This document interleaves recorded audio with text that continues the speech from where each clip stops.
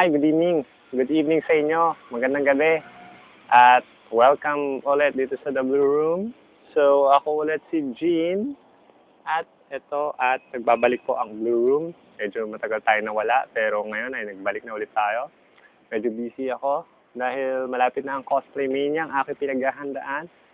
At matatapos na ang aking costume. Huwag kayong mag-alala, malalaman nyo rin kung ano yon, okay? So, medyo secret muna. Pero ngayon, tapos na yung aking weapon, tapos na yung aking wig, tapos na yung boots, accessories na lang, at yung mismong costume na kukunin ko sa Sabado. So, yun. So, ano nga pala pag-usapan natin ngayon? Nung mga nakaraang araw, merong kumalat sa Multiply about dito sa isang magpapakilala di umano na director ng isang modeling agency sa Mega Mall na nag-approach sa mga kababaihan at nagsasabi na kung gusto nila maging modelo, ganito, ganyan. Pero ang totoo, itong director na to ay manyakis. Okay, manyakis. So, ano nga ba to? So, ganito. Actually, there is no way hindi ko makukumpirma kung totoo yung balitang yon. Okay, hindi ko makukumpirma. Pero, totoo man o hindi ba nakaka-alarma yun? Tingnan natin, halimbawa, naglalakad ka sa mall, minding your own business, all pretty, siyempre babae ka, and then may nag-approach sa'yo, sabi sa'yo, hey miss, gusto mo maging model? Ikaw naman, syempre, gusto mo, di ba? Sino bang babae ang ayaw maging isang modelo, ayaw sumikat? Sure. So, bigyan ka ng card. Punta ka rito, okay, tawagan ka. And then, tinawagan ka nga, or tinawagan ka, o ikaw ang tumawag. So, either way, kinausap ka. And then, doon pa lang sa phone conversation pa lang, balat agad. Virgin ka pa. Kita mo? Oh. Hindi ba doon pa lang masama na agad ang masama na agad impression? Sino pa naman tarantado ang magtatanong sa'yo na kung director man siya o sino man siya pilatong tatanong sa'yo na virgin ka pa? Eh siguro kahit boyfriend mo, hindi mo matatanong sa'yo yan kung first date niyo, di ba? Oh. So yun, na ang dead giveaway na yun, okay? So kung mayroong mga ganun, na merong kayo ma-experience na gano'n. Alam niyo, hindi masama na maghangad ng kasikatan. Hindi masama yun. Kaya lang, mag-ingat. Okay? Mag-ingat. So, kung merong kayo na-experience na gano'n, sa mall, may mapit sa inyo, tingnan niyo munang mabuti. Kilatisin niyo munang mabuti. Ito bang taong ito mapagkakatiwalaan ko? Kasi stranger yun eh. Okay? Ano yung golden rule? Never trust strangers. That is right. You know, huwag kayo magtiwala. Huwag kayo magtiwala kung kani-kanino. Okay? So yun, huwag kayo magtitiwala. So kung merong mag-approach sa inyo at sinabi sa inyo na gusto maging modelo, i-check nyo muna kung ano ang pagkakakilala nito. Huwag kayong matakot na magtanong. Okay? Sang agency ka ba? Anong pangalan mo? Anong address mo? Anong telephone number mo? Kahit anong tandaan nyo, buti isulat nyo. Okay? Anong agency, saan ka nang galing, basta yung kausapin nyo, interviewin nyo. Okay? Bago kayo pumayag. So, kunin nyo lahat. Pag napikon sa inyo, wag. Diba? Pag napikon sa inyo, sabihin, ate mo naman, ikaw na ngayon na, wag. Yun lang yun. Ibig sabihin, may masamang balak yun.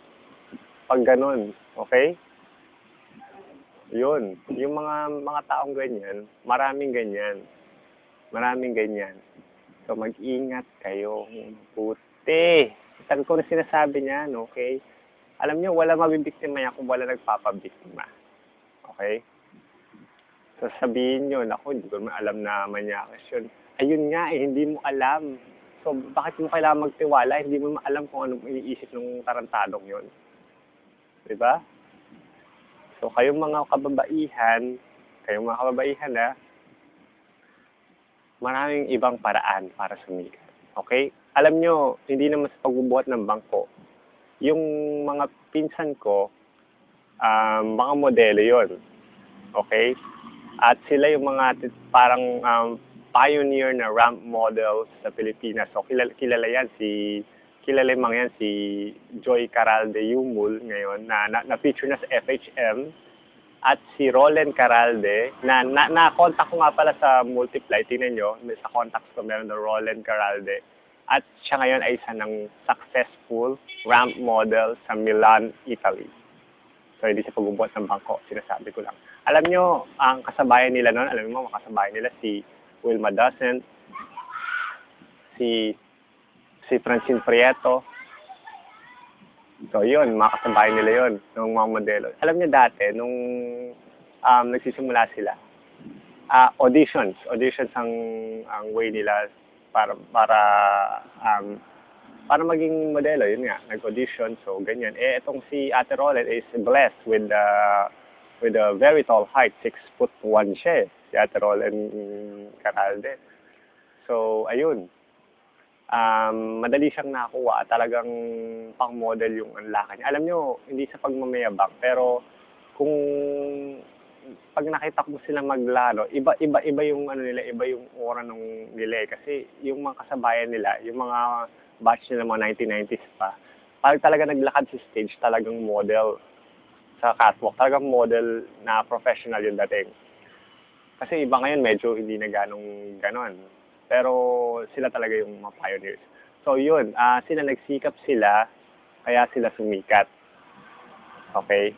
There's no such thing as isang ganun lang, sikat ka na. Walang ganun. So, mas maganda kung sumikat ka by hard work, dedication, and perseverance. Okay? So, yun. So, kung, yun nga, kasi sabi ko sa inyo, kung meron mag-offer sa inyo ng ganyan, na hindi nyo kilala, huwag kayong magtitiwala.